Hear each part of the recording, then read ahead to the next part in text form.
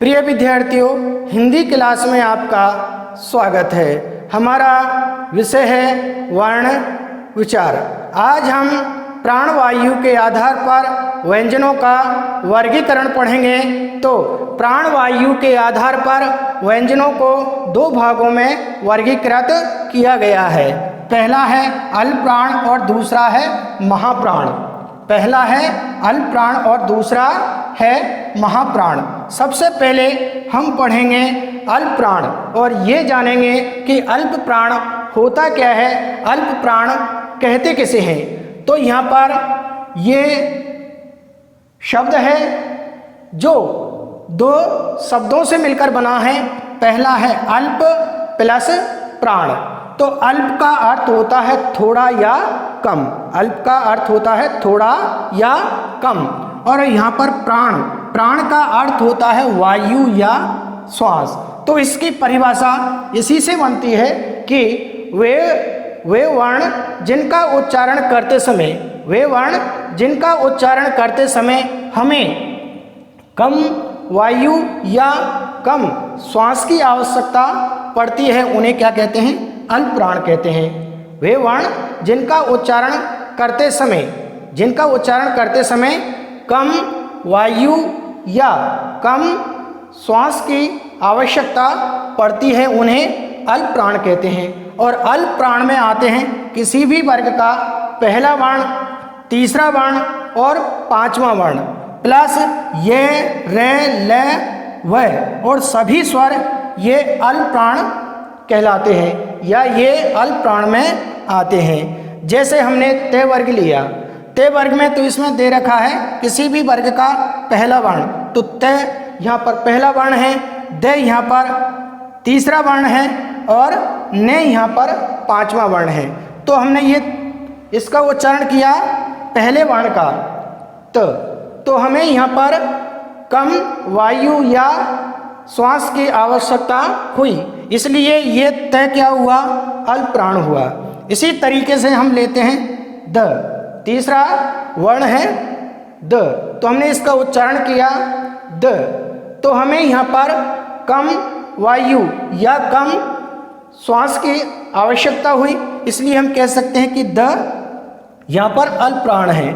इसी तरीके से हम ये पांचवा वर्ण लेते हैं न, हमने इसका उच्चारण किया न, तो इसके उच्चारण में हमें कम वायु या कम श्वास की आवश्यकता हुई, तो ये न क्या हुआ, अल्पप्राण हुआ।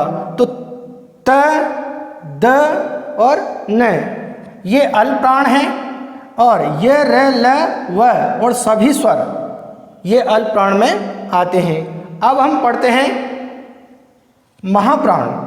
महाप्राण शब्द है, ये दो शब्दों से मिलकर बना है, महा प्लस प्राण।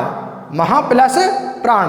यहाँ महा का अर्थ होता है अधिक या बहुत और प्राण का अर्थ होता है वायु या श्वास।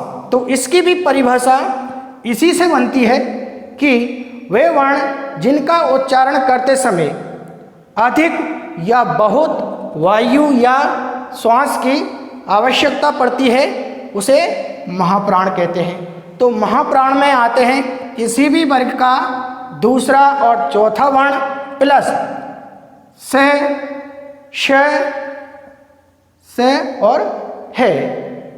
किसी भी वर्ग का दूसरा चौथा वर्ण या से, श, से और है, ये वर्ण हैं, ये महाप्राण में आते हैं।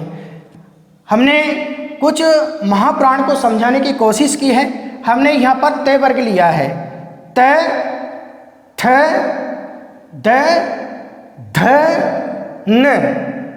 अब इसमें आते हैं किसी भी वर्ग का दूसरा वर्ण, तो दूसरा वर्ण है यहाँ पर थ और चौथा वर्ण है यहाँ पर ध। जब हमने इसका उच्चारण किया थ, तो हमें अधिक वायु या अधिक श्वास लेनी पड़ी, इसलिए हम कह सकते हैं कि यहाँ पर थ है वर्ण है वो महाप्राण है।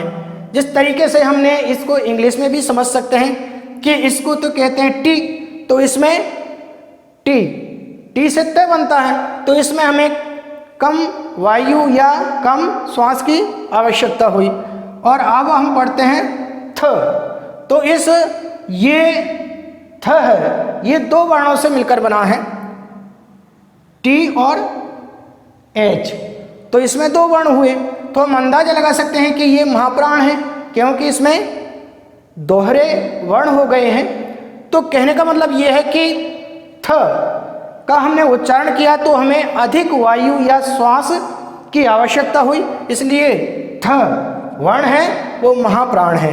इसी तरीके से हम आते हैं चौथे वर्ण पर। चौथा वर्ण है यहाँ पर ध, क्या है ध, तो ध वर्ण का हमने उच्चारण किया तो हमें अधिक वायु या श्वास की आवश्यकता हुई, तो हमें अधिक प्राणवायु की आवश्यकता हुई, इसलिए हम कह सकते हैं कि ध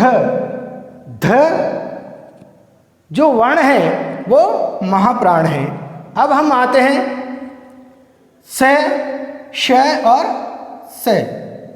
ये तीनों स हैं, इनके उच्चारण में अक्सर कर गलतियां होती हैं। अब हम इन गलतियों को दूर करेंगे।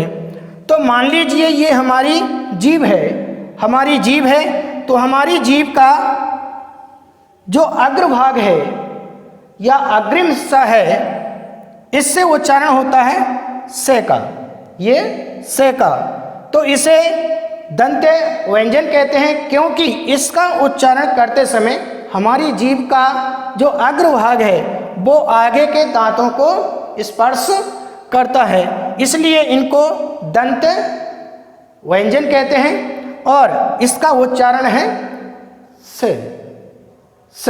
इसी तरीके से अब हम आते हैं से, कौन सा वर्ण क्या है इसकी ध्वनि से। तो जब इसका उच्चारण है, हमारी जो जीभ है उसके आगे के भाग का थोड़ा पीछे का भाग है, या हम इसको मध्य भाग कहेंगे। हमारी जीभ का जो मध्य भाग है ये हमारे ऊपर वाले जबड़े के कठोर हिस्से को स्पर्श करता है, इसलिए इसको तालव्य या तालु कहते हैं और इसका उच्चारण होता है से।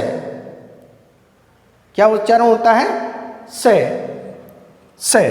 और ये है अंतिम जो हमारी जीभ का जो अंतिम हिस्सा है, जहाँ से नाक के स्रोत दे रखे हैं, छिद्र दे रखे हैं, तो जीभ के अंतिम हिस्से और नाक से इसका उच्चारण होता है, तो इस वर्ण को मूर्धा कहा जाता है। क्या कहा जाता है? मूर्धा कहा जाता है, और मूर्धा का अर्थ होता है नाक, यानी कि वे वर्ण जिनका उच्चारण नाक की सहायता से या जिनका उच्चारण करते समय ध्वनि नाक से बाहर निकलती है उनको मूर्धा कहते हैं, और इसका उच्चारण होता है श। तो इस तरीके से इसको तो हम पढ़ते हैं स, और इसको पढ़ेंगे श, और इसको पढ़ेंगे स। इस तरीके से आज हमने प्राणवायु के आधार पर व्यंजनों का वर्गीकरण विधिवत रूप से विस्तार पूर्वक पढ़ लिया है। आप इसे अपनी उत्तर पुस्तिका में लिपिबद्ध करें ताकि आपकी परीक्षाओं में इनसे संबंधित प्रश्न पूछे जाते हैं तो आप बड़ी सरलता और सुगमता के साथ उनका उत्तर दे सकते हैं। आज के लिए इतना ही, शेष कल पढ़ेंगे। Thank you.